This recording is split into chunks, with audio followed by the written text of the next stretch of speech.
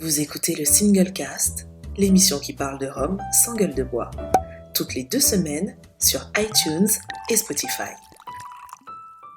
Bonjour mesdames et messieurs et bienvenue dans ce nouvel épisode du Single Cast, l'émission qui parle de Rome sans gueule de bois. Je suis ici avec mes chers acolytes habitués, Laurent Cuvier, alias l'homme à la poussette. Bonsoir Laurent, comment vas-tu ?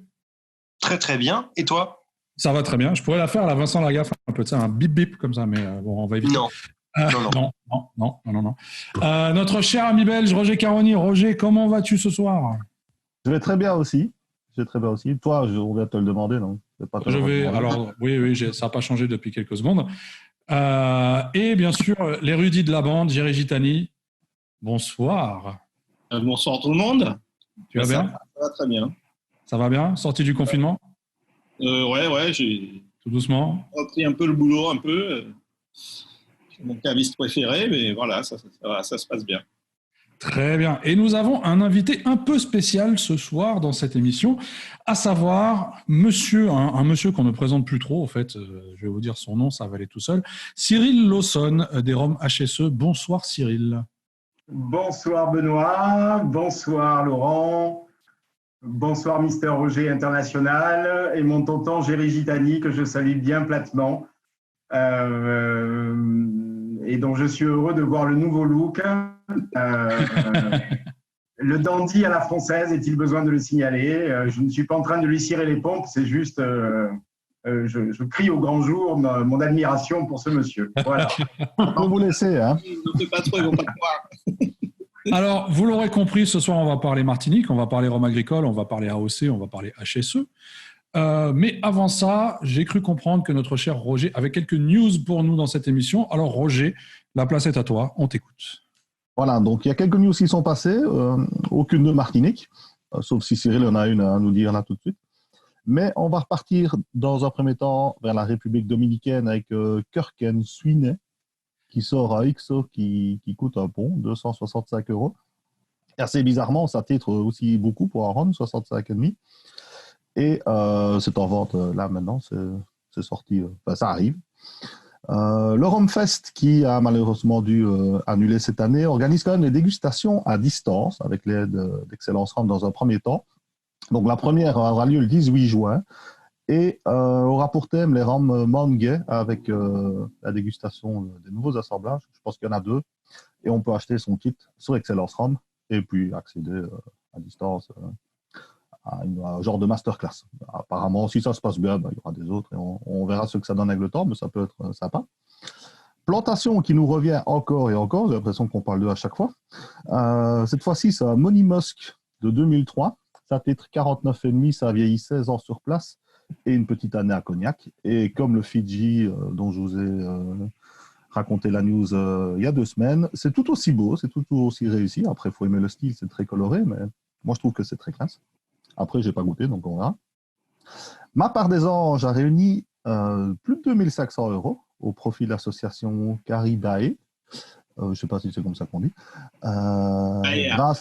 Voilà. Et donc, ça a été grâce à la vente de plusieurs rhums issus de la collection de Chantal Comte.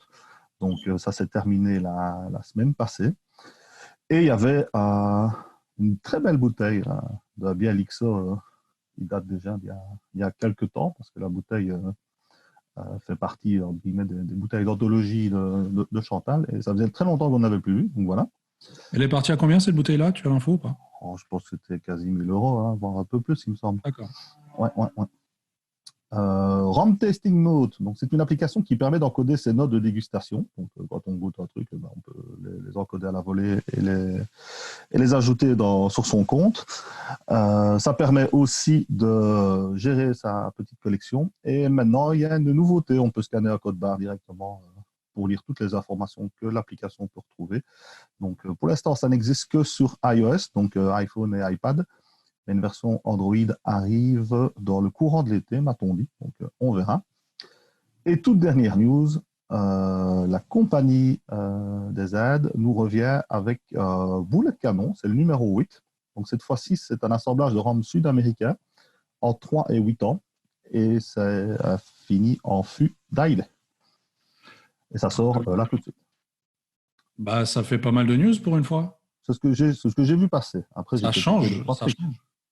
Ça change. Wow. Toi, t'as pas été obligé de meubler et tout, quoi. Tu vois, C'est ça. Du tout.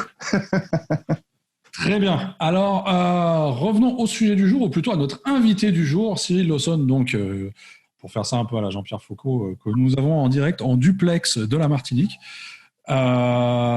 Cyril, alors on t'a vu pas mal sur les réseaux pendant toute la période du confinement, notamment via certains lives, que ce soit sur la confrérie du Rhum ou autre, et pour nous parler des finishes, donc on va vite fait en parler également, si tu veux bien.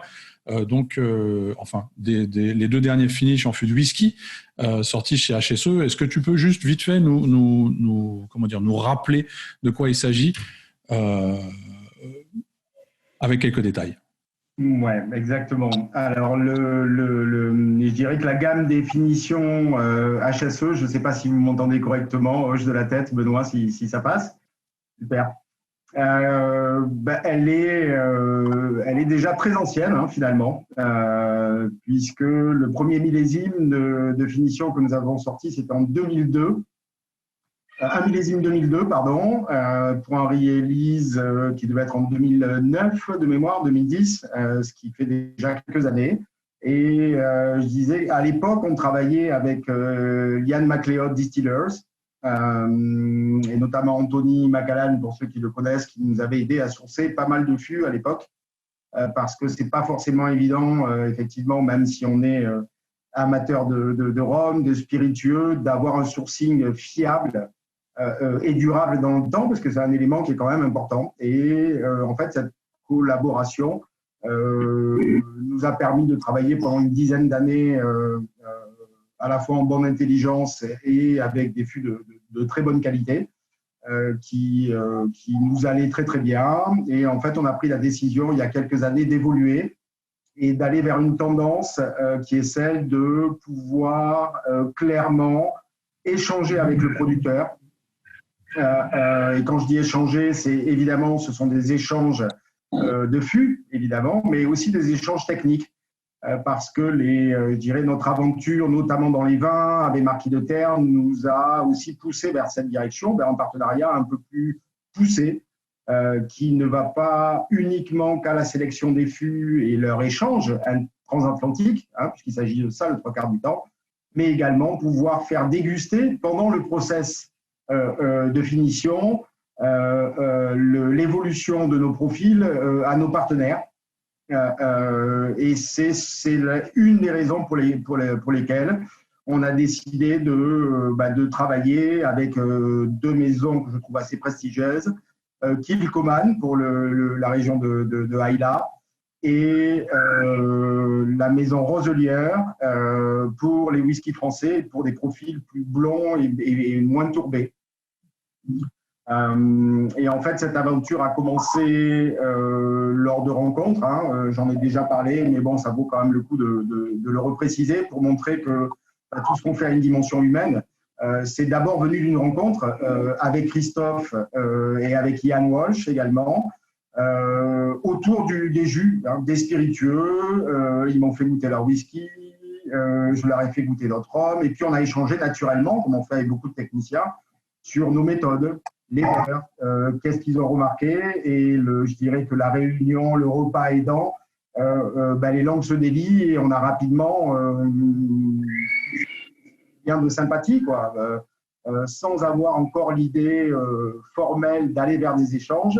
Et naturellement, au cours du processus d'échange technique, est venue l'idée de cet échange de fûts et de la sélection des fûts après, parce qu'il faut un parti pris de production. Et cette dimension est super intéressante et très enrichissante, je pense, hein, pour les 3 maisons, parce que ça nous permet de confronter certaines choses qu'on pense être des règles, par exemple. Ça permet de conforter un certain empirisme aussi, c'est-à-dire une expérience qui est la nôtre. Mais il faut bien comprendre que quand on se situe dans des chais à la Martinique et qu'on remarque des choses, c'est bien de pouvoir les confronter aussi avec d'autres réalités, d'autres univers, parce que ça enrichit tout simplement la réflexion, les possibilités aussi. C'est-à-dire que le fait de bien connaître la gamme, par exemple, de Christophe Dupic, à Roselière nous a permis de sélectionner des fûts avec un parti pris, et idem pour Kilchoman en Écosse. Et donc, c'est une nouvelle dimension, je dirais qu'il va encore un peu plus loin que ce qu'on avait entamé, et c'est une logique qu'on essaie d'avoir, parce que dans finition, on peut tout avoir. Il y a des offres de finition depuis qu'HSE s'est lancé dans cette aventure qui arrivent et qui sont de bonne facture, évidemment. Ce qui est intéressant, c'est de conduire le vieillissement et de l'amener vers une idée, un projet qui est commun dans ces cas-là, parce qu'on tient évidemment à faire comprendre à nos partenaires d'où on part, en gros, sur un compte d'âge XO millésimé, avec des profils assez blonds et assez complexes et assez fins, et où est-ce qu'on veut arriver. Et cette démarche est vachement intéressante parce que parfois on a des déconvenus, parfois on a des surprises et parfois on a des confirmations de ce qu'on pressentait. Et ça rend notre métier, je dirais, d'autant plus humain et aussi un peu vibrant parce qu'on est dans une logique de questionnement permanente. Est-ce qu'on est bien? Est-ce que la finition est suffisante? Donc toute cette dimension de maîtrise en fait du temps de finition qui n'a l'air rien, mais comme je le dis souvent, et c'est la réalité, une finition, quand on veut garder l'identité Roma AOC Martinique, c'est extrêmement compliqué, c'est le lait sur le feu. On est dans un processus régulier d'extraction et d'un seul coup, on a la finition qui prend le pas sur le rhum et c'est évidemment impossible de faire marche arrière. Donc on attache une importance toute particulière à la conduite. Pour vous donner une idée, ça peut être une prise d'échantillon tous les 15 jours, voire une semaine à la fin du processus. Alors heureusement, on a de 10 à 15 fûts en fonction des finitions, mais vous voyez le travail que ça représente, quoi. Alors, on sait que... Pour tisser un peu la genèse de ce qui nous a amené à cette évolution dans notre proposition de finition whisky. Alors, on sait que c'est un échange qui a été mené de manière bilatérale, c'est-à-dire que vous avez profité, du moins avec Roselière, c'est-à-dire que vous avez profité de certains fûts chez eux et ils ont pu profiter de certains fûts de chez vous pour faire une finition de whisky Roselière de leur côté en fût d'HSE. Est-ce que c'est une collaboration qui est prévue de faire durer dans le temps? Ou est-ce que c'est plus une histoire one-shot? Alors, on ne peut jamais présumer de l'avenir, on va être clair, mais l'évolution dont je vous ai parlé, elle est bien sûr à long terme, parce qu'elle va permettre aussi d'appréhender encore un peu plus, d'aller encore un peu plus dans la finesse, parce que pour parler de Roselière, par exemple, ils ont également de leur côté une quantité de qualité de fût assez impressionnante sur des tout petits lots, et ça va nous permettre d'affiner le propos, d'aller encore un peu plus loin.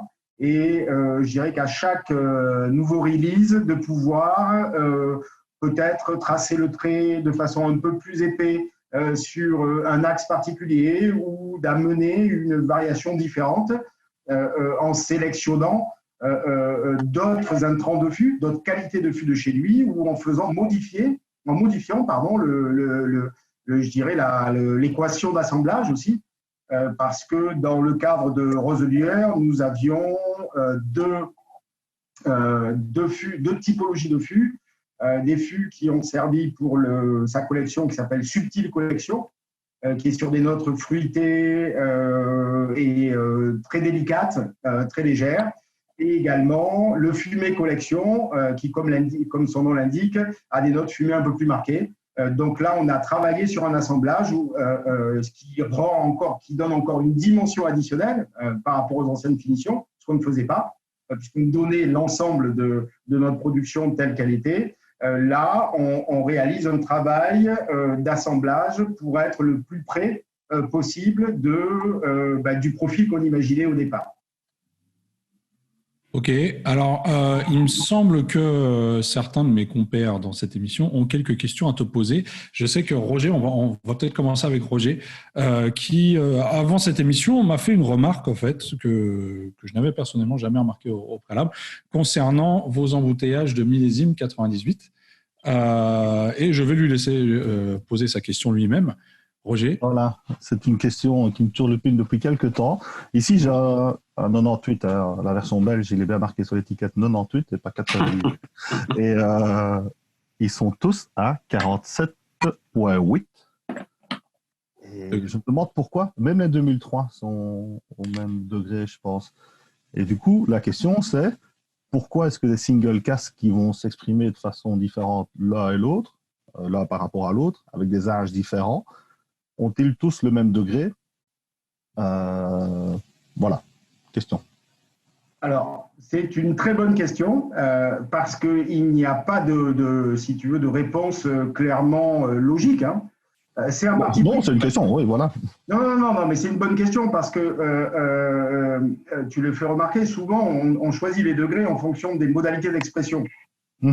Alors, ce qu'on a du mal forcément à imaginer, mais quand on travaille les ROM, pour l'avoir fait à l'aveugle, hein, tout ce dont on vous parle, c'est à l'aveugle, le même ROM que vous avez à 44 ou à 46 degrés, on se dit, ouais, bon, ils exagèrent un peu, 2 degrés près, ça ne change pas. Ben si, ça change parce que ça change l'équilibre de l'expression. C'est-à-dire que vous allez avoir, à 1 degré près, une note qui va peut-être devenir une note de tête alors qu'elle était une note de corps, une note qui va être prédominante et un peu écraser la complexité. Donc historiquement, c'est vrai qu'on choisit, on sélectionne en fait le degré de façon empirique, hein, c'est-à-dire sur une dégustation à l'aveugle, sans savoir qui est quoi, qui est à quel degré, on sélectionne le meilleur équilibre. Alors pour l'histoire du 2003 et du 98 historique, les premiers singles de 98 qu'on a fait, c'était des brutes de fût, ils étaient à 47,8. Okay. D'accord. Donc là, on va se parler franchement, c'était quasi le hasard. Ah oui, clairement, parce qu'arriver à un degré de précision pareil. Voilà, c'était le hasard. Donc, on l'a donné comme ça. Et en fait, dans l'idée, c'est qu'on présélectionne dans nos fûts de XO, donc dans ces comptes d'âge où on va travailler sur des fûts de chêne français, on a un nombre de fûts relativement important. Et assez rapidement, on présélectionne ce qui va aller en direction des single casques. Ok, oui. Et on est, bon an, mal an, toujours autour de 47,8 jusqu'à 50 degrés maximum, mais 49 en général. Donc, on est assez proche de 47,8. Et l'exercice qui consistait à dire, on aimerait bien pouvoir aussi avoir un parti pris un peu différent cette fois-ci pour pouvoir les comparer de l'un à l'autre et avoir une espèce de standard qui n'est, on ne va pas se mentir, qui n'est juste qu'une vision de la prod. À un moment, on se dit, tiens, on va garder tous ces single casques à 47,8, ce qui assure dans un premier temps une réduction minimale. Hein, je vous ai dit qu'on était entre 49 et 47,8. Donc, ça veut dire en général qu'il suffit qu'on pose le produit, qu'on le brasse pour déjà faire descendre le degré et être très proche de 47,8. Donc, l'idée, c'est de ne pas le diluer, mais de nous permettre d'avoir cette frange sur lequel on va travailler essentiellement sur le brassage avec une exceptionnelle adjonction d'eau, mais vraiment pour la plupart très peu, et d'en faire notre standard des single casques. Donc tu vois, là c'est typiquement un vrai parti pris, et c'est une bonne question parce que ça veut dire que tu touches du doigt techniquement que ça n'est pas possible d'avoir un rhum à 47,8, c'est juste ingérable. C'est presque de fût, quoi. Voilà, c'est juste le parti pris en fait qu'on a eu au départ. En fait, ce qu'on a recueilli au départ, et on s'est dit, tiens, ça serait quand même intéressant d'avoir cette linéarité de degrés de manière à pouvoir comparer les différents batchs de façon plus claire et avec les mêmes, je dirais, la même concentration d'alcool et la même concentration aromatique. Ok, donc on peut partir du principe que les prochains auront peut-être un degré différent si ça vous paraît judicieux, sinon vous partez dans la même idée de garder le 47,8. Exactement. Si ça correspond à vos critères de qualité.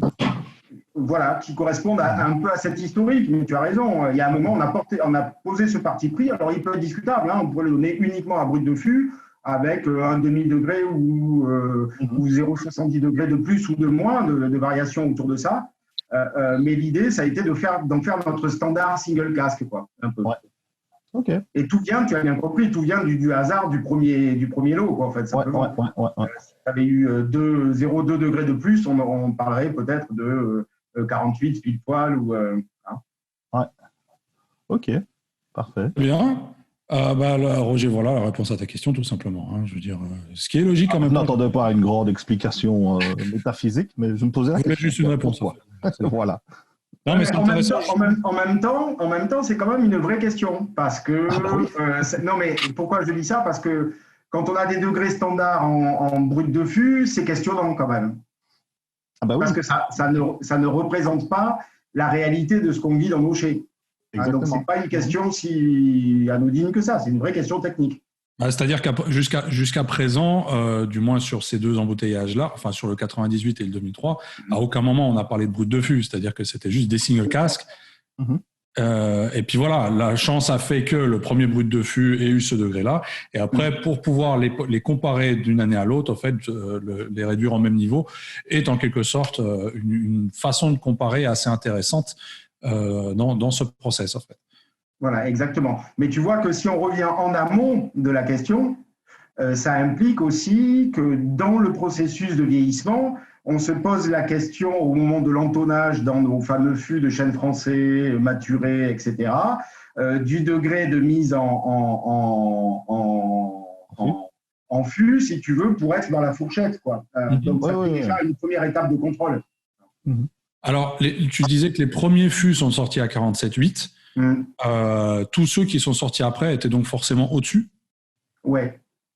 Malgré le fait qu'ils soient plus vieux, il n'y en a aucun qui est descendu en dessous, par exemple. Non, parce que si tu veux, techniquement, on a si tu veux, des règles un peu en interne où on sait que globalement, sur une année, alors après, la nature est parfois capricieuse, parce que tu peux très bien avoir un fût qui ne répond pas à ça, tu ne sais pas trop pourquoi, mais on sait quand même qu'on a une perte de degré qu'on calcule, et du coup, les mises en vieillissement sont faites en prenant toujours 0,5 à 0,6 degrés si tu veux, de fourchette pour pouvoir réagir et pour jamais passer en dessous.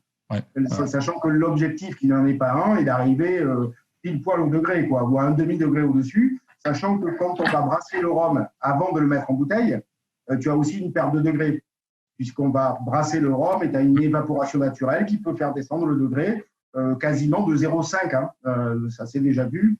Sur des temps de brassage relativement longs, on peut aller jusqu'à 0,5, 0,6 degrés de perte au brassage. Donc finalement, ça devient un exercice quand même très précis pour reproduire à chaque fois les 47,8.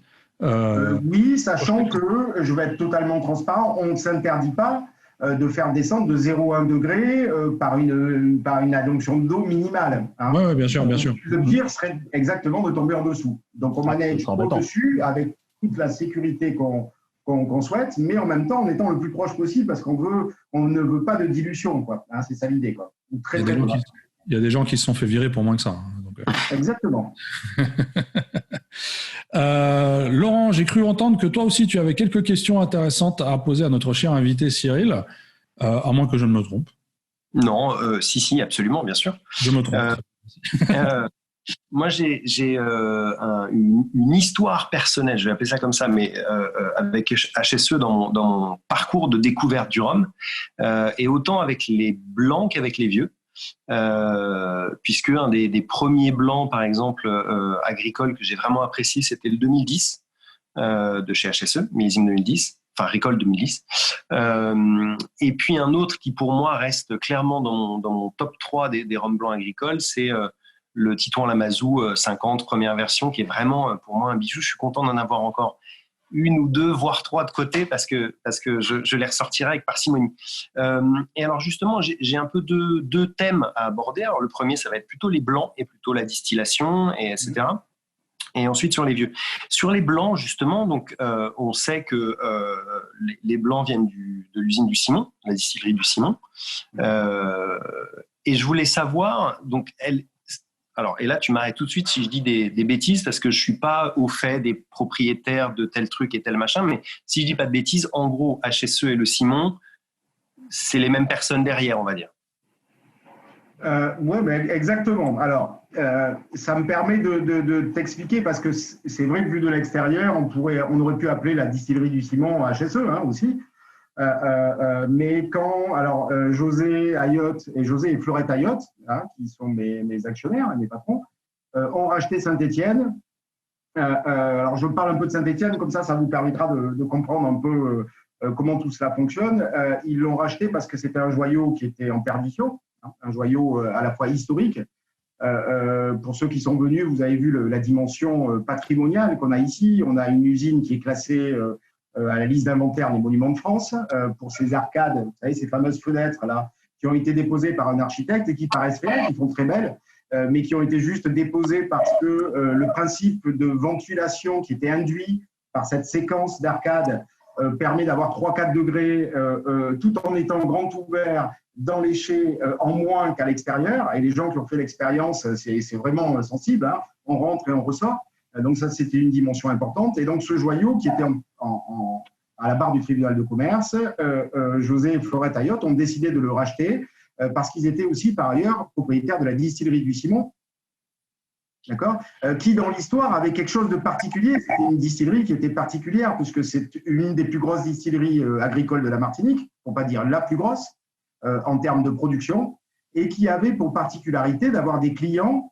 Ce qui était, en fait, c'était la seule distillerie qui n'avait pas sa marque propre, en fait. Et donc, qui distillait ses propres cannes et qui distillait à façon pour les rhums Clément également, et qui vendait le reste, le résidu de sa production, ou à d'autres opérateurs que vous connaissez, d'autres marques de la Martinique, et également pour certaines marques de distributeurs en métropole qui faisaient du agricole à AOC Martinique sous leur propre nom, quoi, si vous voulez. Donc, lors de ce rachat, s'est posé la question de le continuum de la distillation sur le site Saint-Étienne, d'accord, avec ces fameuses colonnes à distiller de type créole, tout en cuivre, ou alors de tout rapatrier sur la distillerie du Simon. Il y avait vraiment ce questionnement. Et il faut se souvenir que là, on est dans 1994, c'est le début du rachat. Donc, c'est, pour ceux qui l'auront noté, 2 ans avant l'AOC, mais on est tous en train de travailler sur l'AOC, son cahier des charges.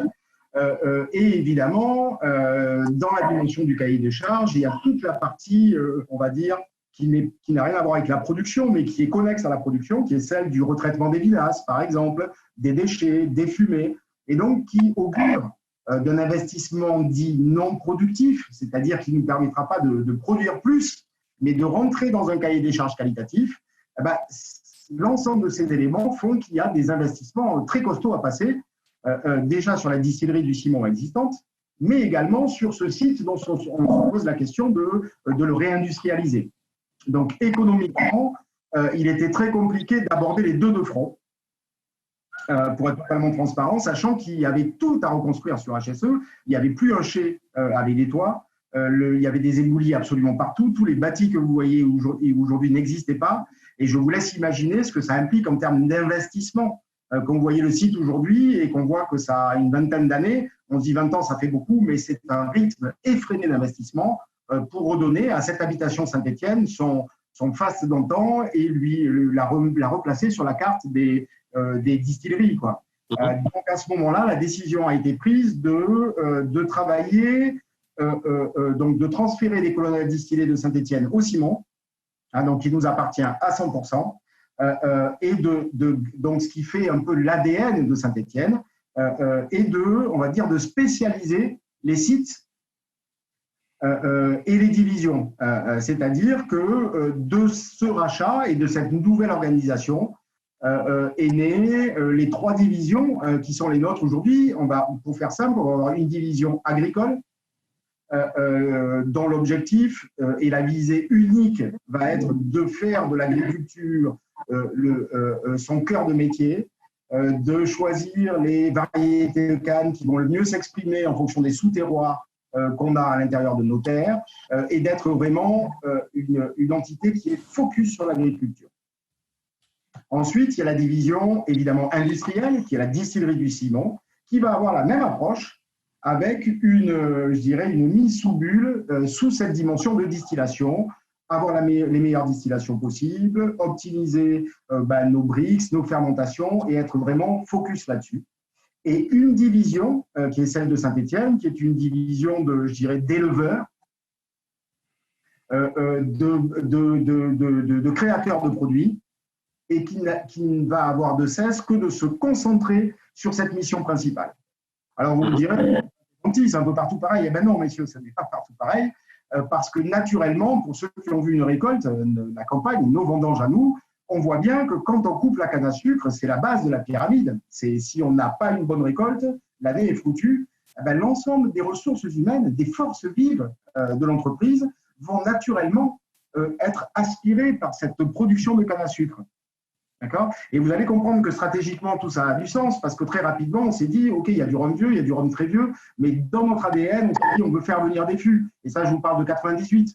Les premières propositions de finition que je fais à José et Florette Ayotte et sur lesquelles on discute techniquement tous ensemble, ça date de 98.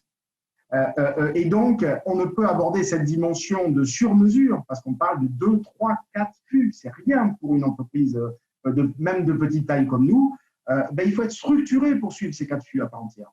Et ces 4 fûts multipliés par 8 finitions, multipliés par des single casques. Et donc, vous voyez que dès la genèse de ce projet, l'ambition d'être enraciné dans la AOC Martinique, mais de pouvoir proposer aussi des choses novatrices. Les premières cuvées de rhum blanc brassées pendant 2 ans, c'est 2000, Saint-Étienne. Donc, ça fait 20 ans exactement qu'on brasse du rhum pendant 2 ans. Au départ, honnêtement, personne ne comprenait ce que c'était. Et maintenant, on se rend bien compte, d'autres opérateurs communiquent dessus, on se rend bien compte qu'il y a un vrai intérêt pour le rhum blanc. Il a fallu porter cette innovation, la tenir dans le temps, et cette organisation par structure, si tu veux, agricole, industrielle et élevage, sélection, création de produits, elle a pour bienfait finalement que l'ensemble des équipes sont concentrées dans leur domaine de compétences, même si évidemment on a des communications transverses. Mais ça a été, je dirais, une des pierres angulaires de ce que vous voyez aujourd'hui dans la construction de la gamme, c'est-à-dire cette gamme qui est pléthore en rhum vieux. On a plus de 18 références en rhum vieux, souvent sur des volumes qui sont tout petits. Et ça, on le construit parce qu'on s'est construit humainement et dans l'histoire avec cette tension, ce projet de pouvoir proposer, même en petite quantité, des finitions ou des single casques, ou des bruits de fût, des choses qui sont très pointues. Et la façon de s'assurer du côté pointu du propos et du côté, je dirais, qualitatif, c'est d'avoir des gens qui sont uniquement dédiés à ça et qui ne vont pas être pollués à un moment donné par une récolte qu'il faut mener à bout, quoi. Donc voilà pour l'explication de ces projets et l'intégration de Saint-Étienne via ces colonnes à distiller à la distillerie du Simon, qui est la propriété de notre groupe. Et alors justement, alors je suis désolé Benoît, je continue.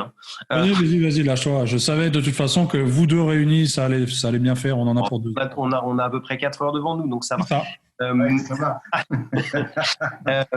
Donc le Simon, moi je trouve ça intéressant parce que, et alors là ça n'engage que moi, le Simon pour moi a surtout une image à travers Clément. C'est-à-dire que je pense que la plupart des gens associent le Simon au rhum Clément.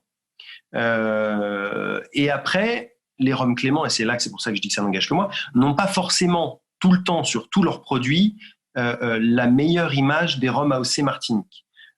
Et entre autres sur les blancs d'ailleurs. Parce que on voit que sur les millésimes canne bleue par exemple, qui ont été, selon moi, alors j'ai pas tout dégusté, j'ai pas dégusté les très très vieux, mais j'ai pu en déguster début des années 2010, on va dire, 2009, 2010, 2011, qui étaient encore vraiment pas mal.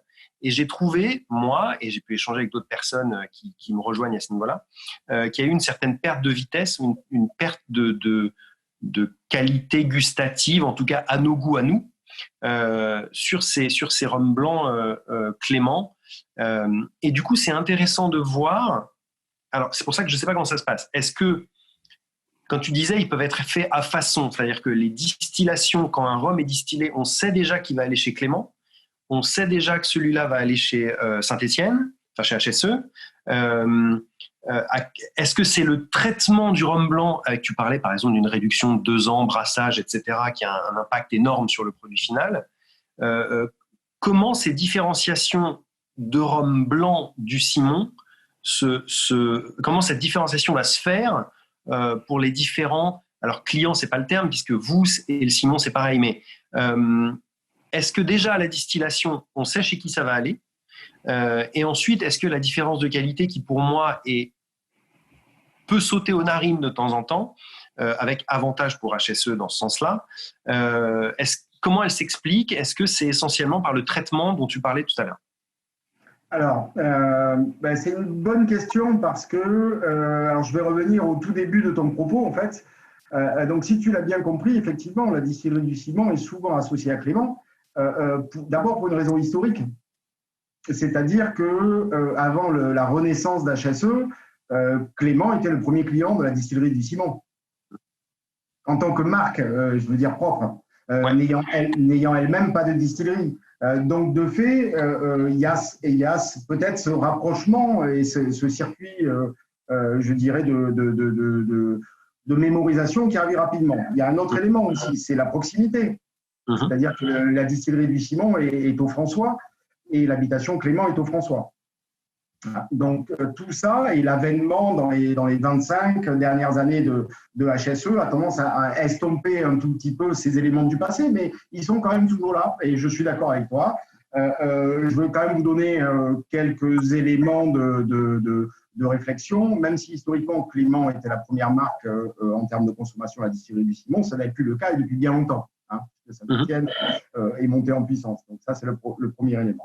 Alors, quant à la sélection, historiquement, on avait effectivement tendance à présélectionner les différents batchs en fonction des maisons. D'accord, avec un filtre qui était d'où vient la parcelle, par exemple. Et dans les faits, petit à petit, on a introduit, il y a une quinzaine d'années, presque une vingtaine d'années, d'autres éléments de choix et de sélection parce que, par exemple, dans les distillats de la distillerie du ciment, nous, on les déguste en permanence, d'accord, et on va choisir le distillat qui, pour nous, est le plus représentatif de ce qu'on s'imagine être du bon rhum blanc. Donc, tu vois qu'il y a quand même une dimension, là, tout de suite, qui devient une dimension presque personnelle, de goût et de profil typique d'HSE qui est défini chez nous par un cahier des charges de dégustation. Et donc, on préempte les différents distillats à la lumière de ce crible-là. D'accord ? Ces distillats vont être également présentés à Clément, qui va aussi faire ses choix. D'accord ? Ça, c'est la première étape. Alors, pour que tu comprennes, sans révéler de secrets qui n'en sont pas réellement, c'est que déjà sur la sélection, on pourrait être en conflit sur un lot, par exemple, qu'on choisirait tous les deux. Ça n'est quasiment jamais le cas. Et quand c'est le cas, c'est le face. Quand je te dis quasiment, j'ai pas de souvenir que ça a été le cas. Ok. D'accord ? Alors ça, c'est la première dimension. Il y a une dimension de préemption aussi. Quand on distille, évidemment, les parcelles de Saint-Étienne, ce sont les parcelles de Saint-Étienne. Ça paraît logique. Donc, tu vois, tu as plusieurs étagements. Ça, c'est le premier, on va dire, c'est le premier chaînon de la qualité. Le deuxième chaînon, ça va être le traitement du rhum blanc. Et tu l'as bien noté tout à l'heure, Laurent. C'est-à-dire que le temps de brassage est super important. Le temps de réduction est super important. Et alors, ça, je le mettrai au point d'ailleurs la prochaine fois. Ça sera quand je viendrai à Paris et qu'on aura l'occasion de se rencontrer. Parce que ça, j'ai toujours rêvé de le faire, puisque je le fais ici, c'est-à-dire prendre un rhum blanc sorti de colonne. D'accord ? Le réduire, on va dire, à 50 ou 55 degrés. D'accord ? Là, il sort de colonne. Et faire le même rhum blanc avec 6 mois de brassage et le même rhum blanc avec 1 an de brassage, et tout à l'aveugle, en le dégustant. Et vous vous rendrez compte que ça change totalement le produit. Ça l'ouvre, ça l'aère, ça met en place une hiérarchie, une architecture d'expression organoleptique qui est complètement différente du jeu au départ. Donc, la sélection est une première identité, mais après, tout le travail qui est réalisé par les équipes ici va entraîner une accentuation de cette différence et on va dire le fait d'affiner le propos et d'optimiser vraiment la quintessence de ce produit, de cette matière vivante qui est le distillat de canne à sucre, en fait. Donc, il y a plusieurs étagements de différence, sachant que même sur le premier, on a probablement des visions qui sont différentes.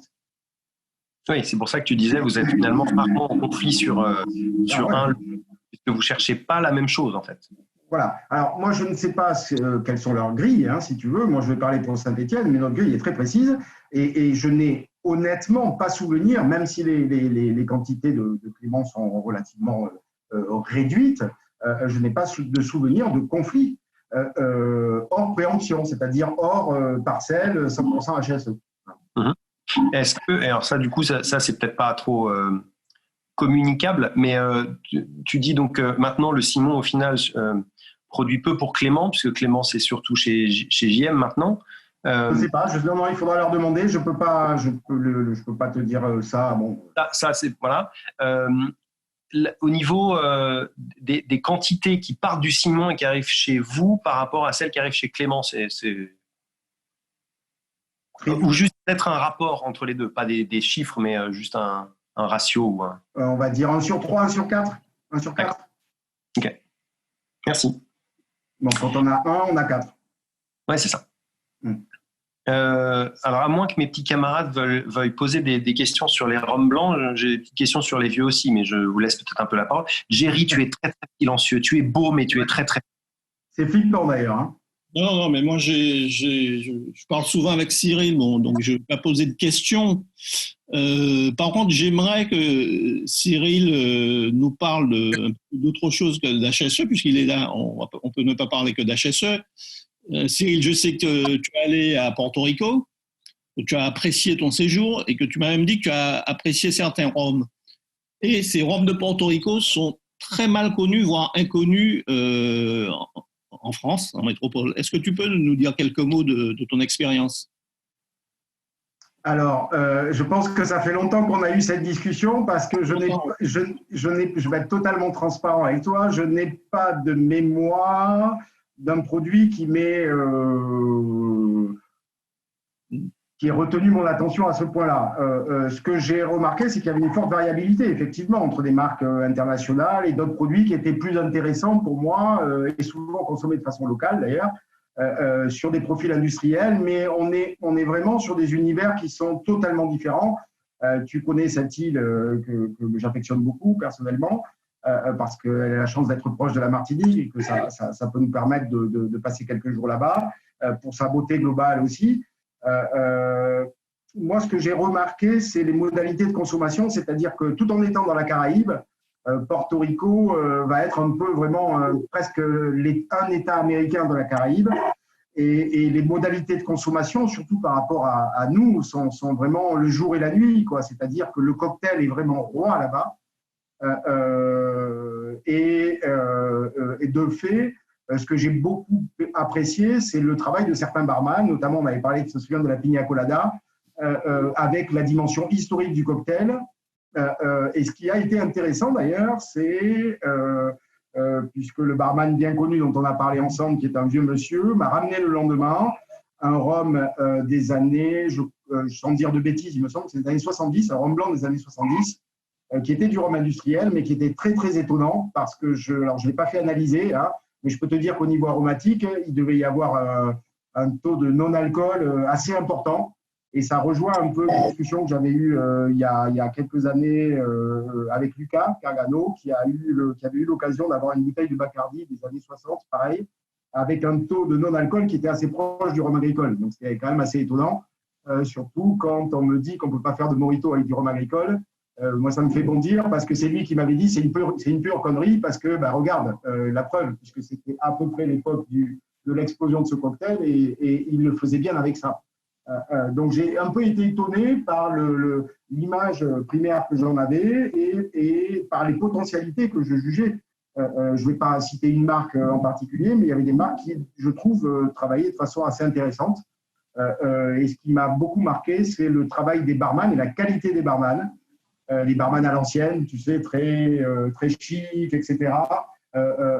Et qui me parlaient de l'histoire, en fait, du cocktail et de ce choc un peu entre la clientèle américaine qui venait et qui demandait des choses originales et eux qui ont dû réinventer un peu leur consommation et leur modalité de consommation. Et je trouvais ça assez intéressant. D'accord. Alors pour revenir sur HSE, au début tu as parlé du travail sur les finishes. Tu fais aussi un gros travail pour sélectionner certains rhums. Et j'aimerais bien que tu nous racontes un peu le travail que tu as effectué avec le sommelier de Ducasse quand vous avez sorti cette fameuse cuvée pour Ducasse. Parce que je crois que c'est un gros travail de sélection. Ouais, ça a été un gros boulot. Alors, je veux juste dire ici je voulais souligner le travail également de Lionel Lampin, qui est notre maître de chez. Alors, je prends souvent la parole parce que, vous l'avez compris, je suis peut-être plus à l'aise et c'est aussi du temps alloué. Et également à Sébastien Dormois, qui est notre directeur de production. Donc, on a dans notre organisation, je pense, quelque chose qui est un peu particulier, c'est-à-dire qu'on est un peu ce triumvirat-là et on travaille vraiment à la fois techniquement sur les potentialités, les offres. Il y a une vraie émulation à tous les trois, avec chacun, je dirais, des plus qui amènent au groupe. Et cette émulation, je pense, se sent au niveau des produits. Parce qu'on est un peu des fous du goût, de cette envie d'apporter plus, jamais se reposer sur une expression, toujours remettre le travail sur l'atelier pour se dire, j'aime bien ce profil-là, est-ce qu'on ne peut pas aller vers gommer un tout petit peu cette légère astringence qui n'est pas gênante, mais on gagnerait, vous voyez, tout ce genre de dimension. C'est pour rendre à César ce qui est à César. Et aussi, je trouve, au service de production qui est incroyablement compétent chez nous. Et je veux y associer également Françoise Elisabeth, qui est, outre le fait d'être une amie, qui est une fille qui est absolument extraordinaire, qui gère toute la division agricole de notre organisation. Et également à François Pinaza, qui est notre maître distillateur et directeur de la distillerie du Simon, qui fait un boulot également génial. Donc voilà, pour retisser un peu la réalité des choses. Alors, sur Ducasse, ça a été une aventure qui nous a un peu chamboulé dans nos façons de travailler, parce qu'on a eu la chance, alors c'était pareil, une rencontre, comme quoi parfois, ce n'est pas une question d'argent, parce que vous savez bien que on peut, avec des grandes maisons, en faisant des je dirais, des participations ou des partenariats divers, avoir ce genre de travail commun. Là, c'est pas du tout, ça n'a jamais été en cause. Ça a été le fait lors d'une journée de dégustation avec le sommelier du Plaza ATD, qui s'appelle Laurent Rouquayrol et que je salue d'ailleurs, qui avait adoré le 98, avec lequel j'avais fait une descente de toute la gamme et qui m'a dit wow, putain, c'est incroyable, la précision, tu vois, le parti pris de production tel que je le ressens dans la bouteille. Donc, il avait vraiment adoré. Et il m'a présenté Gérard Marjon, qui est le chef sommelier de Ducasse pour le monde, avec lequel, rapidement, est venue l'idée de faire une cuvée Ducasse. D'accord. Mais comme il a pu le faire dans le saké, puisque c'est quelqu'un qui a fait des sakés, qui a fait des vodkas, qui est un nez absolument incroyable, qui est une encyclopédie du vin, j'adore le vin aussi, et c'est quelqu'un de juste passionnant avec lequel travailler, avec une rigueur extrême de cette restauration à la française. On a commencé à imaginer un travail possible, mais le préalable de ce travail-là, pour lui, c'était d'ouvrir le capot et de voir le moteur de la machine. C'est-à-dire qu'il m'a dit, je ne partirai pas avec des partis pris, je veux tout comprendre. Donc, il est venu en Martinique. Il a participé à la distillation de A jusqu'à Z, posé 550 questions par minute à peu près pour tout comprendre. C'est quelqu'un qui a une culture spi et vin 360, c'est-à-dire qu'il a quand même été jusqu'à préparer des sakés avec des maîtres distillateurs de saké, pour te donner une idée en termes de précision ce que ça représente, et il voulait tout connaître. Donc on a fait la distillation et l'ensemble des différentes typologies de fûts qu'on utilisait. Et là, il m'a dit, écoute, je suis vraiment bluffé, jamais j'aurais pu imaginer que vous aviez un nombre de fûts aussi différents. Et ce qui m'intéresse, moi, c'est de créer, on va partir sur trois profils différents qu'on fera déguster à Monsieur Ducasse après et qui fera le cut final. Et l'exercice est vachement intéressant parce que il a fallu au préalable donner un petit univers à ces trois profils-là. Donc, on avait un profil qui était plutôt type, on va dire, pour faire à peu près simple, un type charpenté, très concentré, un peu comme le VSOP. On avait un profil dans ses souhaits un peu plus léger, un peu plus détaché, un peu comme notre XO. On tenait à faire un troisième profil que moi, je prétendais être à la française, parce que ça me paraissait intéressant de répondre à l'identité aussi de Ducasse et de tout le travail qu'ils ont réalisé dans la cuisine et pour faire connaître la cuisine française dans le monde. Ce profil à la française, alors ça veut dire tout et rien, mais derrière ce profil à la française, moi j'avais une idée d'élégance, de notes fruitées, assez peu sur le boisé, si ce n'est sur le côté un peu astringent qu'on peut assumer sur des fûts de chêne français neuf notamment. Et on est parti en fait en faisant un travail d'assemblage à un niveau qu'on n'a jamais fait. C'est-à-dire qu'on a présélectionné plus d'une vingtaine de profils de rhum vieux au départ. Et l'ensemble de ces profils, on les a dégustés et on a fait des notes type d'échantillon. Avec évidemment profil aromatique, mais puissance, rémanence, c'est-à-dire longueur sur la rétro-olfaction, premier nez, attaque, milieu de bouche. Et donc, on a défini cette carte avec nos 20 échantillons. Et après, on a fait un travail d'assemblage pour coller les trois familles en ayant des partis pris, 32% de celui-là, 26% de celui-là, 1% de celui-là et 4% de celui-là. Et on a fait ce travail pendant 3 à 4 jours. Je t'avais raconté, quand j'avais fait le calcul, la dernière journée de dégustation, on a passé plus de 70 jus différents.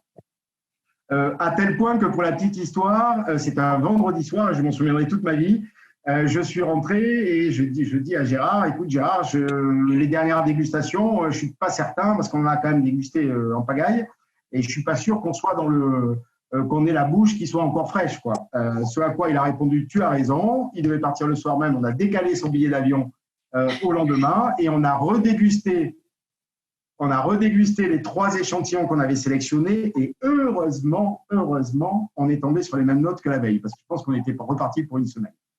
Mais en tout cas, l'exercice était absolument génial, parce que même pour nous, tu vois, quand on travaille dans le rhum, le fait d'avoir un éclairage différent, un angle saillant différent, un parti pris différent, nous amène à travailler différemment, et même nous a donné un petit caillou dans la chaussure en se disant, tiens, ça c'est intéressant, parce que on le fait, mais pas à ce point-là, et on le fait toujours avec une visée produit quasi brut, quoi, tu vois, ou millésime, ou single cask, ou hors VSOP XO, mais on ne le fait pas à ce niveau-là, par exemple, sur des extra vieux ou des choses comme ça. Les assemblages s'entendent en général sur des VO, des VSOP ou même des XO, ce qui est un sacré.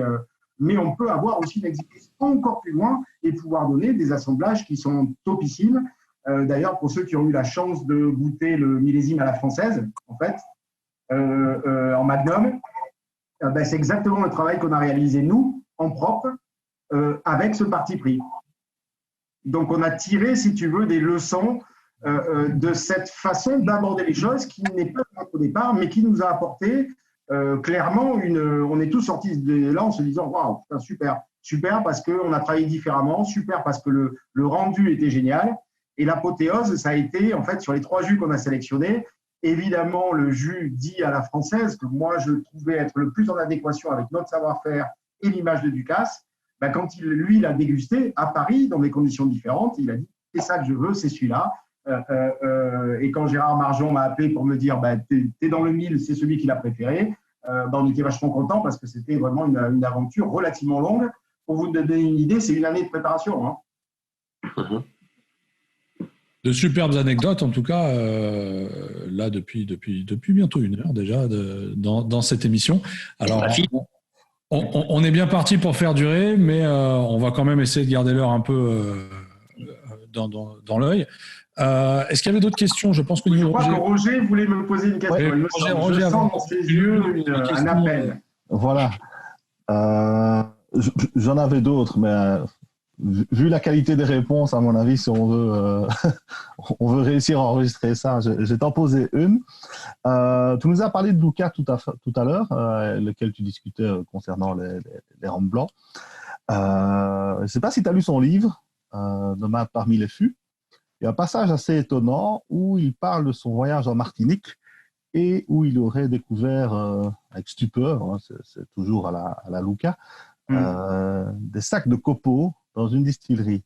Donc il nous indique que c'est pas Nesson, que c'est pas St. James, comme tu es le premier Martiniquais à passer dans l'émission, j'avais envie de te poser la question d'où ça viendrait et pourquoi est-ce qu'il aurait trouvé ça et qu'est-ce qui serait si choquant parce qu'il y a plein d'utilisations possibles et imaginables à des copeaux. Ouais. Alors écoute, moi je ne sais pas quoi te répondre à ça, si ce n'est qu'il faut peut-être lui poser la question à lui, quoi. On essaiera de lui poser la question si jamais on le chope ici. Ok. Et la deuxième question, ça, ce sera rapide aussi. On a vu dernièrement passer des rhums arrangés HSE. Alors, on se posait tous la question. La plupart des rhums, si pas tous, du petit CED venaient du HSE blanc. Donc, d'où vient qu'HSE fait ses propres rhums arrangés maintenant. Et d'où vient aussi que la seule photo qu'on ait vue, c'est limite une photo volée quelque part. Enfin, on n'a pas vu beaucoup de communication là-dessus. Alors, pourquoi ? Alors, écoute, c'est une bonne question. Elle est un peu en préambule d'une communication qu'on voulait avoir avant le Covid et qu'on aura probablement dans la semaine qui vient. Parce que depuis quelques semaines, presque quelques mois maintenant, on travaille avec la Fabrique des Arrangés, qui est la maison Tricoche, à différentes recettes. Pour présenter une gamme de rhum arrangés, essentiellement en grande distribution, assez novatrice et sur la base d'une sélection de rhum HSE, ce qui n'est pas le cas au départ. Là, pareil, on a testé différentes typologies de rhum pour savoir lequel répondait le mieux. Et donc, on les produit avec la société Tricoche. Donc, c'est tout frais, clairement, puisqu'on a commencé ces référencements il y a quelques jours et effectivement, on commence à les voir en grande distribution. Il y a 5 parfums. Alors, ils ne sont pas produits à la Martinique. C'était la question suivante. Ils sont produits en région parisienne.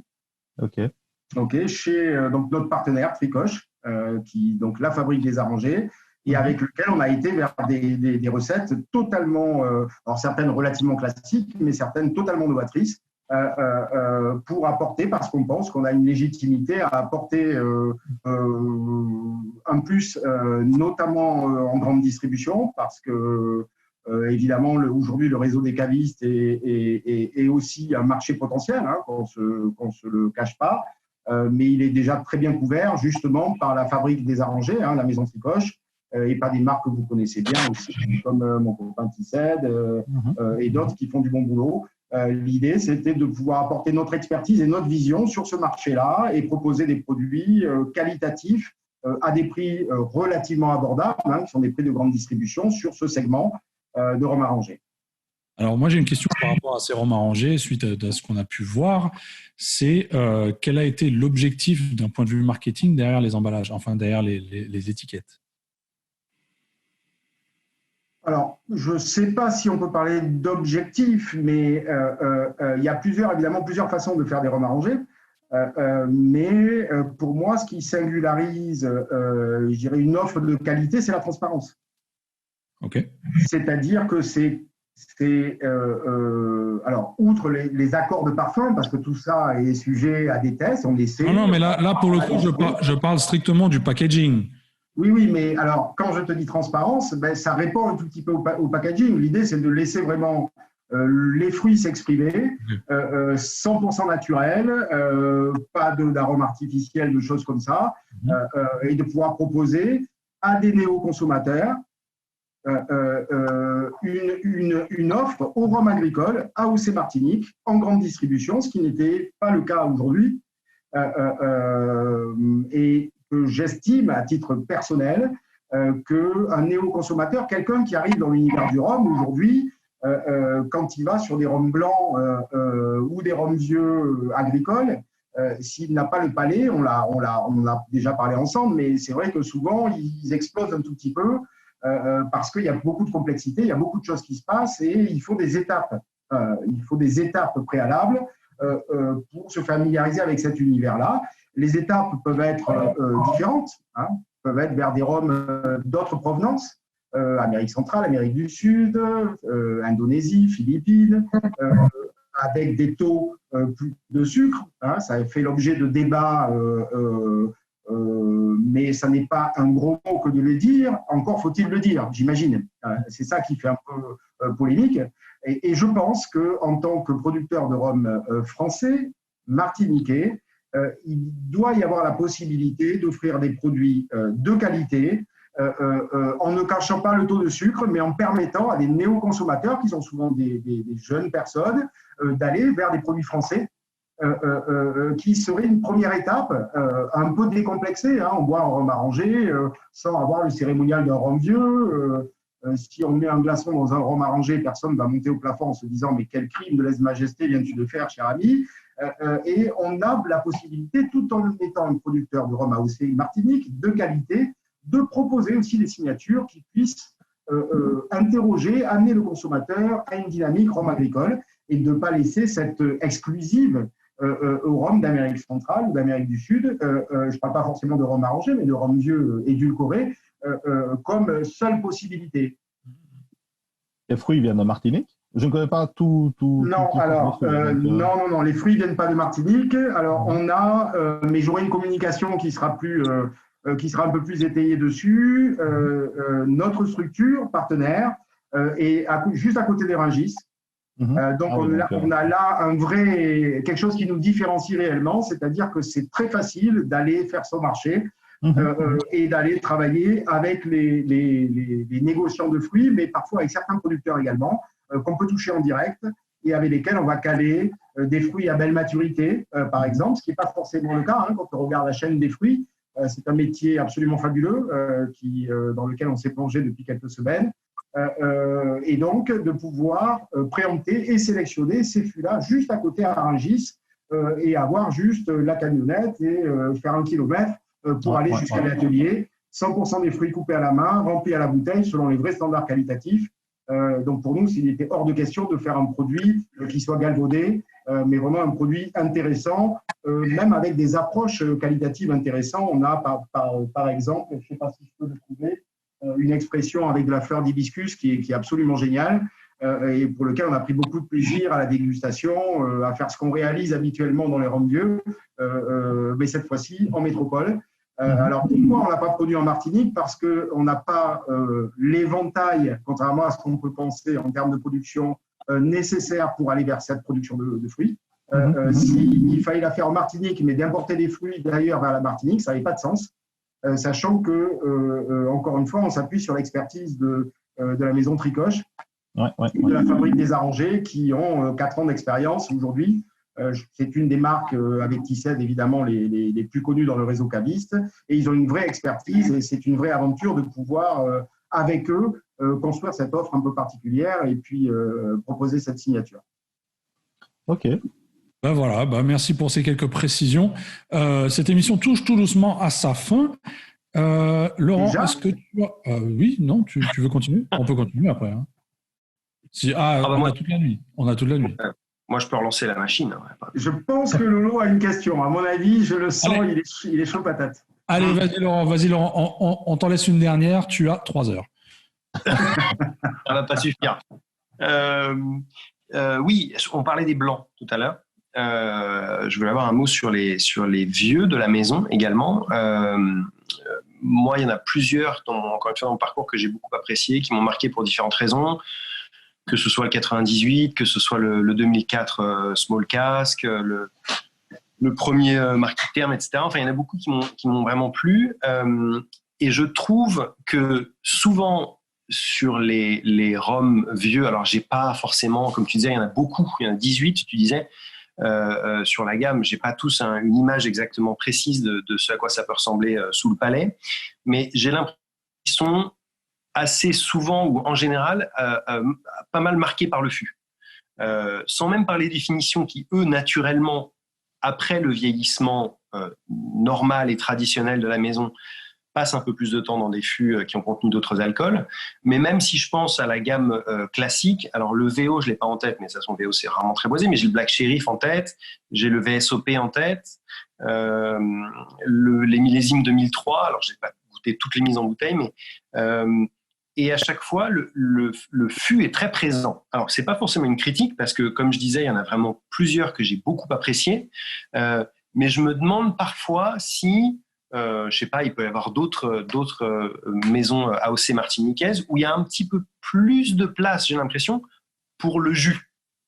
Est-ce que, premièrement, tu es d'accord et ensuite, est-ce que, alors si tu n'es pas d'accord, ben on va pouvoir en parler, mais si tu es d'accord, est-ce que c'est une volonté du coup de HSE d'avoir justement des profils assez marqués par le bois, comme ça? Ouais, alors évidemment, il y a dans l'expression d'un rhum vieux, c'est un doux euphémisme que de le dire, l'impact du fût, de toute manière. De toute manière. Maintenant, par exemple, si tu compares le VSOP au XO chez nous, je ne sais pas si tu l'as en tête, le VSOP a quelque chose d'effectivement très concentré, très chaud, hyper tapissant tout de suite, avec une très forte concentration aromatique, très très forte. C'est-à-dire que ça s'impose à toi. Tout de suite, tu as les notes qui arrivent. Et en termes de complexité, on est relativement resserré. Ce n'est pas ultra complexe. Mais par contre, il y a beaucoup de concentration. Ça, c'est induit par l'utilisation des fûts de chêne américains et avec notre façon de faire vieillir. Ensuite, le XO, par exemple, lui, il va être beaucoup plus fin, beaucoup plus, on va dire, complexe, par contre, et un peu moins concentré, un peu plus évanescent. C'est-à-dire que les arômes vont aller venir, et c'est l'introduction des fûts de chêne français qui va apporter cette variabilité. Alors, effectivement, peut-être que par rapport à certaines maisons, j'en vois une notamment, qui a des, on va dire, des rhums vieux un peu plus blonds, c'est-à-dire un peu plus, peut-être, marqués par le fût, ils le sont tout le temps de toute manière, mais l'utilisation du fût sur 1, 2, 3 passages peut en amoindrir l'effet. Mais est-ce que c'est une volonté ou en fait c'est une construction? C'est-à-dire que notre empirisme, la manière dont on a construit nos vieillissements historiquement, c'est basé sur, depuis une dizaine d'années maintenant, sur l'achat de fûts 100% neufs. D'accord? Je pense que c'est la seule maison en agricole qui fait ça aujourd'hui. 100% des fûts achetés sont neufs hors finition. Par contre, ces fûts peuvent avoir un passage, 2 passages, 3 passages. Pourquoi acheter des fûts neufs? Parce qu'historiquement, on faisait comme tous nos confrères de Martinique, de Guadeloupe, d'Amérique centrale, du whisky, etc. On achetait des fûts de chêne américain ayant fait un passage en Bourbon, puisque le cahier des charges des Bourbons les oblige à changer. Donc, on a une manne de ces fûts d'occasion qui inondent le monde des spiritueux et qui sont relativement qualitatifs. Et donc, de fait, on a remarqué qu'en fonction des provenances historiques des maisons, je tairai les noms, mais enfin, on a des fûts où on voit qu'il y a marqué Jim Beam dessus, d'autres Jack Daniels, etc. On avait quand même une légère variabilité des profils et qui nous obligeait à assembler notamment VO et VSOP, à faire des assemblages. Donc, on est parti vers un parti pris, on s'est dit, bon, ben, OK, on va acheter plus cher, mais on va avoir une variabilité moins importante et une constance de production jusqu'au compte VSOP, en sachant qu'on utilise 1, 2, 3 passages, effectivement. Mais il faut savoir que c'est dans l'ADN des rhums vieux, notamment de la Martinique. Alors, on n'a pas tous tout à fait le même ADN, je suis d'accord, et qui historiquement étaient en capacité d'utiliser des fûts d'1, 2, 3 passages plus facilement et laisser des comptes d'âge monter, avec un équilibre autour de 10 ans, par exemple, en termes d'extraction, où on avait une plus grande tension, une perception du bois peut-être un peu moins forte, mais c'est, je dirais, il y a ces deux identités-là qui cohabitent dans l'AOC Martinique. Et je te rejoins pour dire qu'il y a un certain marquage, mais je te rappelle la définition de l'AOC et du rhum vieux de l'AOC. L'AOC dit qu'un rhum n'est vieux qu'à partir de 3 ans révolu, à la date anniversaire, et que cette limite des 3 ans a été sélectionnée, calculée et dégustée au moment où on ne trouvait plus aucun arôme du rhum blanc dans le rhum vieux. Et ce compte de 3 ans a été fait en dégustation.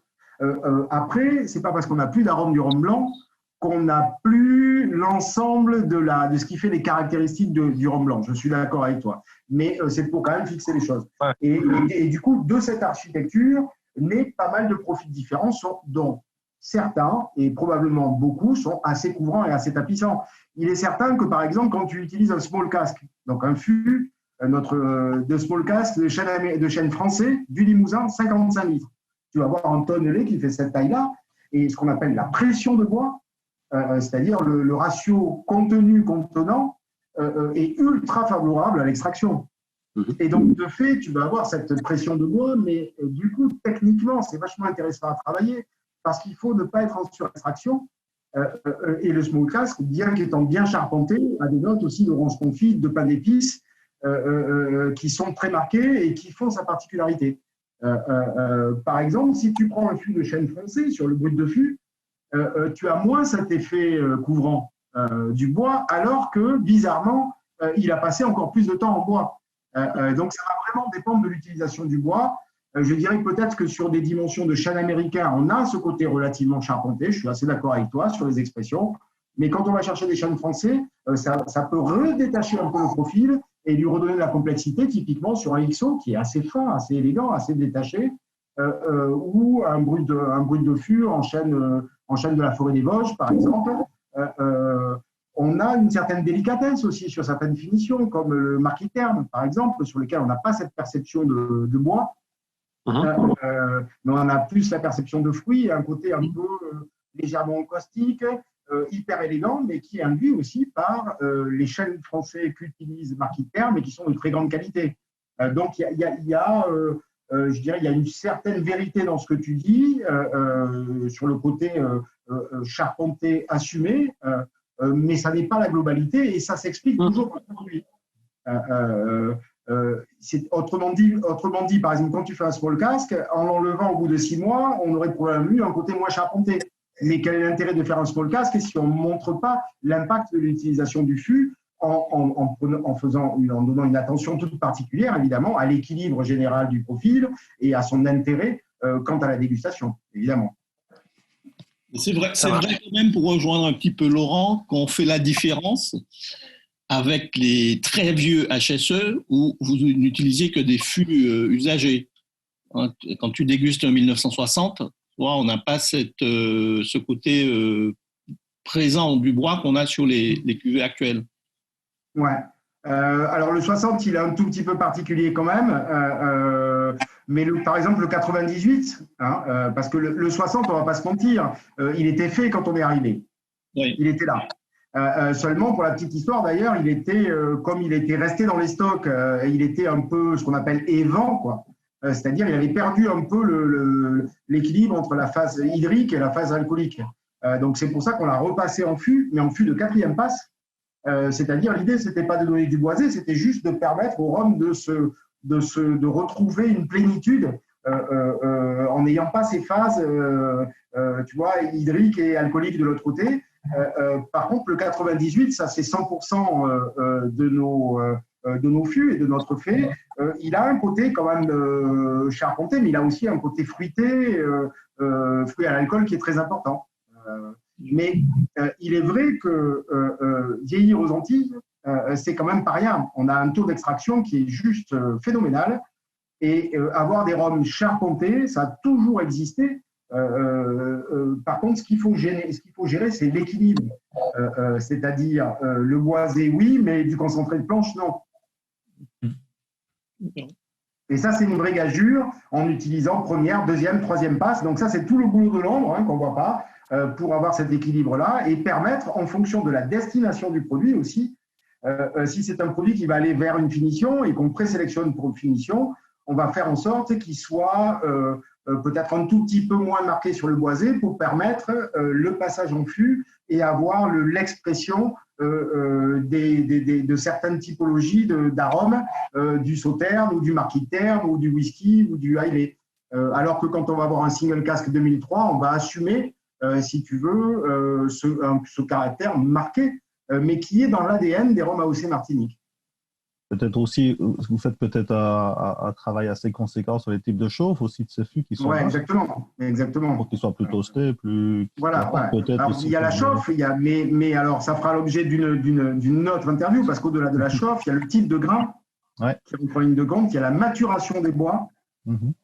Le meilleur exemple, c'est les 2 brutes de fût, forêt d'Ozarks aux États-Unis et forêt des Vosges, avec des maturations de bois qui vont jusqu'à 36, voire 48 mois. C'est-à-dire 4 ans, on pose le bois, et le bois va maturer, les composés du bois vont rester à l'extérieur et vont subir printemps, été, automne, hiver, UV, Et donc, les composés du bois qu'on va solubiliser par le vieillissement vont se complexifier, se casser en petits arômes, et on va travailler ainsi sur la complexité. Alors évidemment, les fûts coûtent 3 à 4 fois plus cher. Il y a certains fûts qui peuvent aller jusqu'à 1 800 € le fût, alors que sur du chêne américain, on peut être à 200 €, entre 200 et 250, voire 300 €.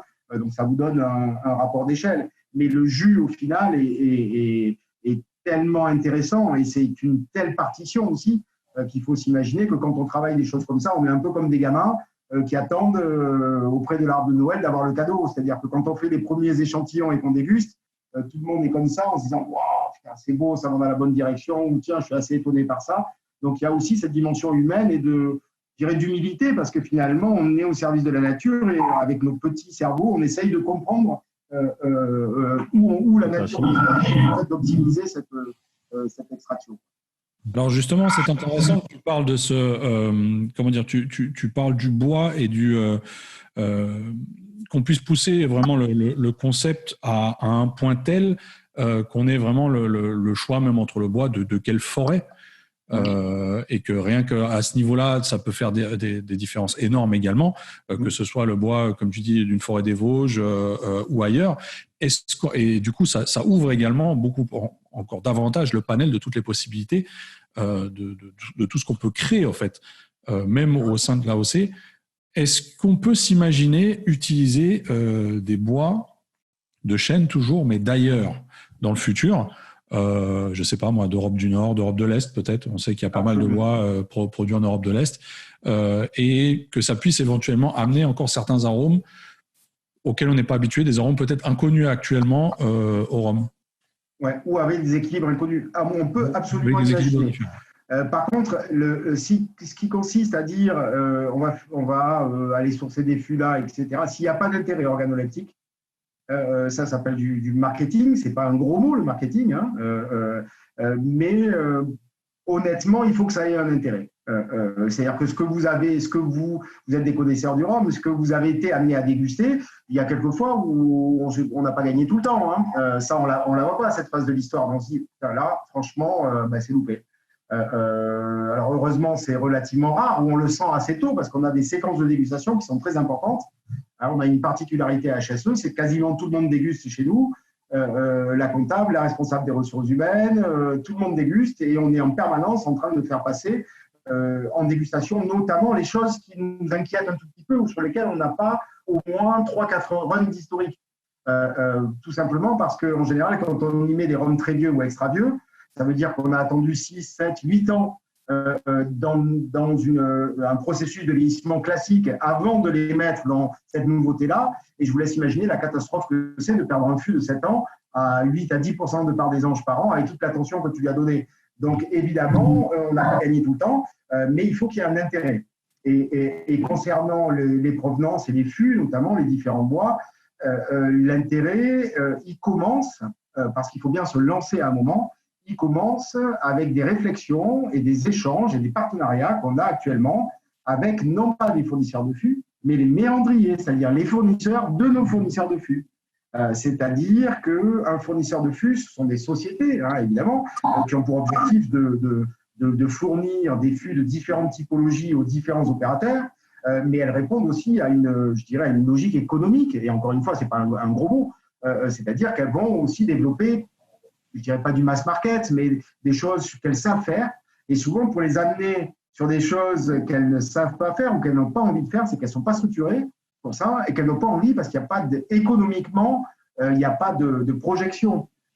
Donc, par le fait de remonter en amont de ça et de travailler avec un fournisseur de bois, nous permet aussi de réfléchir aux différentes potentialités. Laurent parlait tout à l'heure de chauffe. Roger parlait de grain également. Entre la chauffe, le grain, quelle chauffe pour optimiser la qualité de tel arbre coupé dans telle forêt? Ça, c'est une vraie question. Parce que le même bois avec 2 niveaux de chauffe différents te donne un jus qui est différent et tu peux passer à côté d'une optimisation magnifique. Et donc là, il faut connaître le boulot.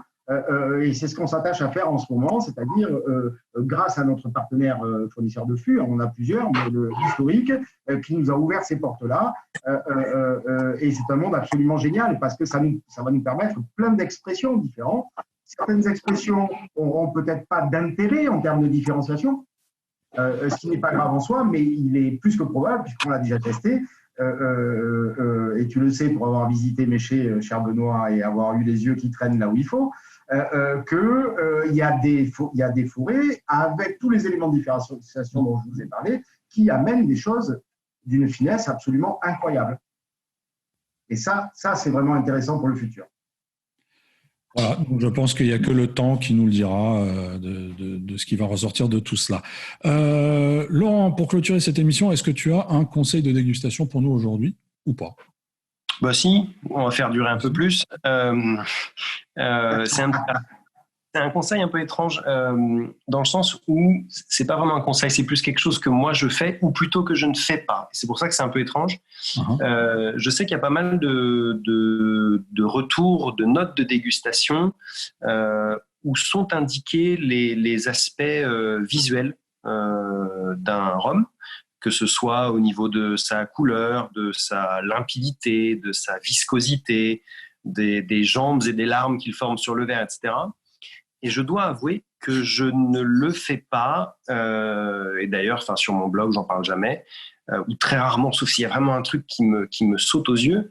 Mais c'est parce que j'ai pris le parti il y a un peu longtemps en apprenant que dans le monde du rhum, il y avait tellement d'éléments, on va dire, exogènes au rhum qui pouvaient influencer son apparence visuelle et sa texture, que je me suis dit, je vais pas perdre mon temps là-dessus. Et je vais vraiment plus m'attarder sur le nez et la bouche, la finale, que ce que je pourrais y apprendre à l'œil, parce qu'une texture peut être influencée par du glycérol, parce qu'une couleur peut être influencée par du caramel, etc. Et donc, je me suis dit que je ne pouvais pas en apprendre tellement. C'est peut-être une erreur, mais je pense que chaque personne doit se poser la question et peut-être au final arriver à la conclusion opposée qui a été la mienne. Mais voilà, c'est un axe de réflexion aussi lors de la dégustation. Ben voilà, à réfléchir. Donc, on va méditer là-dessus pendant les 2 prochaines semaines. Mais c'est une bonne réflexion parce que dans l'AOC Martinique, dans les commissions d'agrément, le premier truc qu'on voit, c'est le côté visuel, effectivement, le côté limpide. En général, on place son doigt, tu sais, derrière le verre. On voit si du coup, tu vois ton doigt clairement. Mais sur les rhums blancs, oui, c'est un intérêt beaucoup plus. Ouais, c'est un intérêt. Mais comme au final, c'est gustatif, c'est vrai que c'est pas con comme question. On peut se poser la question de cet intérêt-là. Outre le fait de dire que, par exemple, un blanc peut avoir une couleur légèrement jaune. Bon, une fois que tu as dit ça, s'il est bon, il est bon. Et s'il te plaît pas, il te plaît pas. C'est un critère, mais j'avoue que c'est un critère qu'on utilise dans la AOC Martinique, mais j'avoue que c'est peut-être pas le plus important. Par contre, la texture, Laurent, on peut l'avoir en bouche. Hein. Et il y a des rhums qui ont une texture particulière. Alors, je ne veux pas parler d'HSE tout le temps, même si je suis peut-être, c'est le domaine où je peux en parler le plus facilement, mais quand tu goûtes une cuvée 2000 ou 2010 ou 2016 de rhum blanc, tu te rends bien compte qu'il y a une texture, une épaisseur qui s'explique par une réduction lente. Et donc, la texture, parfois, elle est dure à appréhender. C'est dur de parler de la texture d'un jus. Il y a des jus qui sont plus ou moins liquides, d'autres qui ont un côté un peu râpeux, qu'on peut appeler l'astringence, sur l'intérieur de la langue. Mais c'est vrai que la texture est un élément qui n'est pas évident, mais qui est intéressant à la dégustation. Quand tu as une belle texture à la dégustation, je trouve que ça fait partie du plaisir de la dégustation. Je suis tout à fait d'accord. Et l'avantage avec les rhums AOC, en tout cas, c'est qu'on sait qu'il n'y a pas de la merde qui a été rajoutée dedans. Donc là, oui, en effet, on peut se poser ce genre de questions. Et la texture, je suis d'accord avec toi, un aspect un petit peu soyeux ou enrobant, ou tout ça peut être hyper agréable. Mais voilà, après, on est dans la... Alors, tu es là, donc on en profite, mais on est dans la petite niche AOC. Mais c'est vrai qu'à l'échelle mondiale du rhum, il y a des trucs un peu plus compliqués, un peu plus difficiles à juger et à évaluer, quoi. Disons que parler de la texture et la couleur, ça ne donne pas de nuance. C'est différent que de parler de la texture de HSE, quoi. Un peu. Sans critiquer qui que ce soit. Hein. 3 fois rien. Très bien. Écoutez, messieurs, je pense qu'on va s'arrêter là pour aujourd'hui. En tout cas, Cyril, on voulait te remercier d'avoir participé à cette émission et nous avoir c'est moi, c'est un vrai plaisir. prêté un peu de temps. Et puis, messieurs aussi, je vous remercie d'avoir été là, fidèles au poste, comme d'habitude. Et pour le reste, on se revoit dans 2 semaines. C'est ça? On n'a pas enregistré 2 émissions, là, ce soir. On en a fait qu'une. On en a fait qu'une. Encore ça, on pourra la splitter en 2 et éventuellement faire 2 épisodes. J'ai pas encore dîné, là, donc... Oui, Il devient agressif quand il mange pas. Voilà. Ok, Bon, en tout cas, merci beaucoup. J'espère à titre personnel pouvoir vous voir bientôt. C'est pas évident, même des Roger, Benoît, Jerry, ça sera probablement bientôt. On espère. Ouais. On essaye. Parce qu'avec ces événements, c'est vrai que Romfest à l'As, j'ai une petite pensée pour eux d'ailleurs, parce que j'imagine que ça doit être très compliqué. Oui. Un petit coucou à toute l'équipe du Romfest. Et puis bon courage aux restaurateurs aussi pour la reprise, parce que c'était une journée particulière pour eux. J'ai nombre d'amis dans ce domaine-là. Voilà.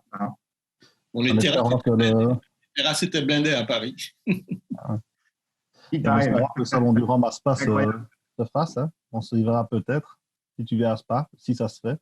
Ouais. Ça pourrait être ça. Il y a des chances. J'espère qu'ils pourront le. Au timing, ça va être tendu, mais bon, on verra. Merci. Ouais, c'est un très très beau salon et c'est super agréable. Très convivial. Très convivial. Parfait. En tout cas, merci beaucoup. Et puis dans ce cas-là, rendez-vous dans 2 semaines. À bientôt. Ciao, ciao. Vous venez d'écouter le Single Cast, l'émission qui parle de Rome sans gueule de bois, toutes les 2 semaines sur iTunes et Spotify.